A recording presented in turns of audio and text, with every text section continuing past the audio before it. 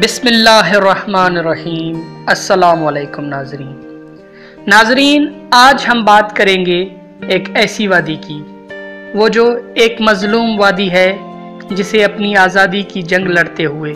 77 سال ہو گئے۔ اس نے اپنے جوان، بوڑھے، بچے دیے اور آج اس وقت تک وہ لڑ رہی ہے۔ وہ تھکی نہیں، وہ ظالم سے ڈری نہیں، وہ اب بھی لڑ رہی ہے اور اپنی آزادی کے حصول میں کوشش کر رہی ہے۔ وہ وادی ہے جسے دنیا کی جنت کہتے ہیں۔ وہ وادی ہے جو پیار و سکون اور امن کی جگہ تھی،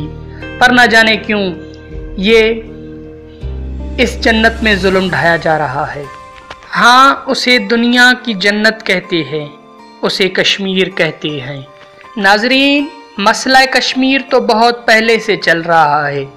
لیکن اس نے شدت تب جا کر پکڑی جب مودی سرکار کی طرف سے بھارتی پارلیمنٹ کے راستے کشمیر کی آئینی حیثیت میں تبدیلی کا اعلان کیا گیا۔ مودی سرکار کشمیر کی خود مختار حیثیت کو تو 2014 میں ہی تبدیل کرنا چاہتا تھا، پر پارلیمنٹ سے آئینی ترمیم کے لیے اکثریت چاہیے تھی جو اس وقت نہیں مل سکی، لیکن 2019 میں اس کو اکثریت مل گئی۔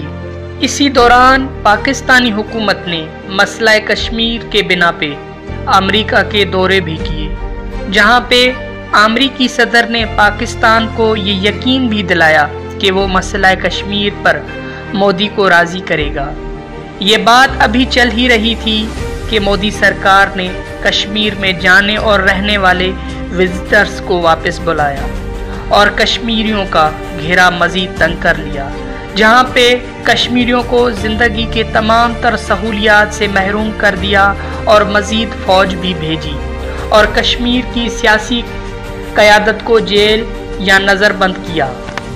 ناظرین، اصل میں یہ معاملہ 5 جولائی سے شروع ہوا تھا، جب بھارت کے گھریلو وزیر امت شاہ نے بھارت لوک سبھا میں آئین کے آرٹیکل نمبر 370 میں تبدیلی کی بنیاد ڈالی اور کہا کہ جموں کشمیر کی الگ ریاست کے بجائے کشمیر کو بھی بھارتی یونین کا ایک علاقہ بنایا جائے جیسے دہلی ہے۔ اچھا، اب اس آرٹیکل نمبر 370 کی بنیاد پہ کیا ہوگا کہ بھارت کا کوئی بھی شہری کشمیر میں کوئی بھی کاروبار کر سکتا ہے، پراپرٹی خرید سکتا ہے، ووٹ دے سکتا ہے۔ اب یہاں پہ کشمیریوں کے لیے خوف کی بات یہ پیدا ہوئی کہ وہ ہندوستان میں بسنے والے مسلمانوں کو ہر طرح کی تکلیف دینے میں کوئی کسر نہیں چھوڑتے۔ اب کشمیریوں کو یہ خوف ہے کہ وہ اپنی ریاست میں یعنی کشمیر میں کمی لانے کے لیے بھارت کے دوسرے علاقوں سے، خاص طور پر پنجاب سے کٹر پسند ہندو آ کر کشمیر میں رہائش اختیار کریں گے،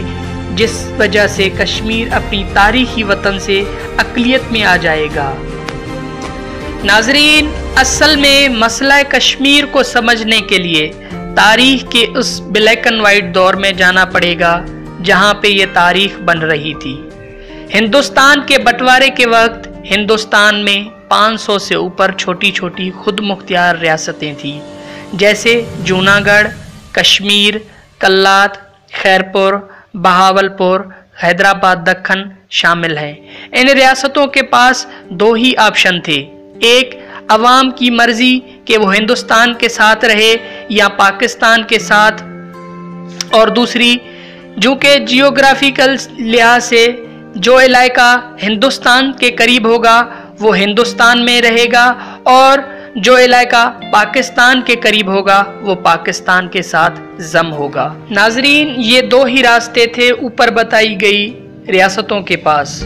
ہم دوسری ریاستوں کی بات نہیں کریں گے کہ کون سی ریاست کس ملک کے ساتھ رہنا چاہتی تھی، لیکن ہم کشمیر سے شروع کریں گے کہ اس وقت کشمیر اسمبلی کے کل 21 ممبران میں سے 16 ممبران نے قرارداد کے ذریعے پاکستان سے الحاق کی خواہش کا اظہار کیا تھا۔ کشمیر کے اس وقت کے مہاراجہ ہری سنگھ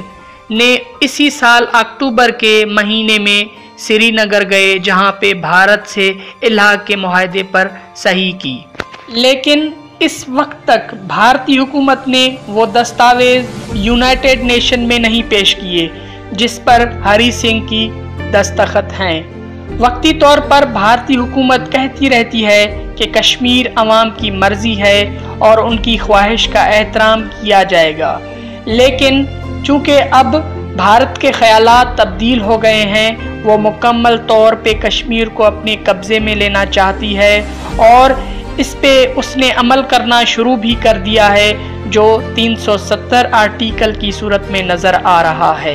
नाजरीन, पाकिस्तान ये खुद चाहता है कि कश्मीर को खुद मुख्तियार हैसियत मिले और इंडिया उसे एक अलग रियासत, एक अलग मुल्क तस्लीम करे। बहरहाल हकीकत ये है कि पाकिस्तान कश्मीर मामले में मजबूत होते हुए भी एक ऐसा मुल्क है जिस पे दुनिया के ताकतवर मुल्क एतबार ही नहीं करते, और दूसरी तरफ उम्मत मुसलमा जिसके बलबूते पर उम्मत मुसलमा के सरबराहान अपना सीना चौड़ा करके चलते हैं, वही उम्मत मुसलमा ये तजवीज़ें दे रही हैं कि मसला कश्मीर को उम्मा का मसला न बनाया जाए। तो दुनिया के बड़े ऐवानों में इमरान खान साहब की तकरीर किस काम की, जिस पे आपका मौक़िफ़ भी दुरुस्त हो पर आप मुनासिब वोट हासिल न कर सकें, और आप अफसोस करें कि आपके साथी ही आपका साथ नहीं दे रहे हैं। साथी यानी कौन? सऊदी अरब। वो सऊदी अरब जिसने मोदी को बादशाहत का सबसे आला तरीन शाह अब्दुल अजीज़ एवार्ड दिया, या वो साथी जैसे अरब अमारात, बहरीन जिन्होंने पाकिस्तान को कभी अपना माना ही नहीं, या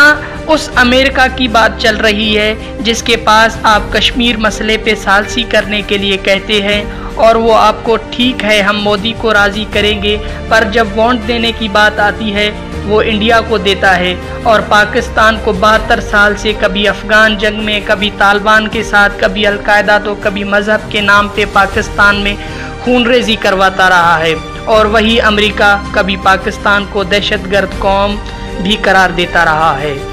अब सवाल ये पैदा होता है कि कश्मीर को आज़ादी कैसे मिल सकती है। वो बस एक ही रास्ता है कि कश्मीरी अब कर्फ्यू तोड़ें और अपने हक के लिए लड़ें, क्योंकि भारत की मौजूदा हुकूमत से भारतीय पार्लियामेंट के मेंबरान भी खुश नहीं हैं कि वो कश्मीर पर इस तरह से जुल्म करें। पाकिस्तान कश्मीर की आज़ादी ये एक ख्वाब है, खुदा करे इस ख्वाब की ताबीर अच्छी हो, और पाकिस्तान कश्मीर की मदद तब ही कर सकता है जब वो अपने दोस्त दुश्मन को पहचान कर उनसे उसी तरह का रवैया रखे जिस तरह से पाकिस्तान को हक है। पाकिस्तान जिंदाबाद, पाकिस्तान पाइंदाबाद। नाजरीन, वीडियो को लाइक करें, कमेंट करें, शेयर करें और मेरे इस चैनल को सब्सक्राइब करें और बेल आइकन को भी प्रेस करें ताकि हर न्यू आने वाली वीडियो आपको वक्त के साथ मिले।